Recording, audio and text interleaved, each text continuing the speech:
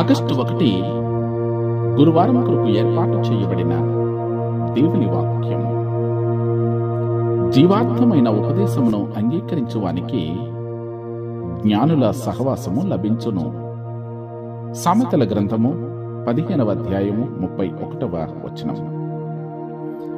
అధికారిక మార్గదర్శక సంబంధానికి వెలుపల కూడా మనము క్రీస్తులోని సోదరుడు లేదా సోదరితో కఠినమైన సంభాషణ లేదా రెండింటినీ ఎదుర్కొంటాము. కాలాతీత జ్ఞానంతో నిండిన పుస్తకం సామెతల గ్రంథములో దిద్దుబాటు తీసుకోవడం మరియు ఇవ్వడంలో వినయం యొక్క ప్రాముఖ్యత పదే పదే చెప్పబడిన అంశం. వాస్తవానికి నిర్మాణాత్మక విమర్శను జీవాన్ని ఇవ్వడం అని పిలుస్తారు.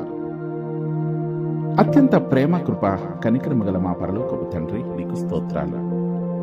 గడిచిన మాసమంతా కూడా మమ్మలను నీ చల్లని రెక్కల చాటును భద్రపరిచి మా జీవితాలలో ఒక నూతన మాసమునిచ్చి అందు ఈ మొదటి దినమున, ఈ అరుణోదయమున నీ పాద సాన్నిధ్యానికి రావడానికి కృప చూపినందులకు నీకు స్తోత్రాలు.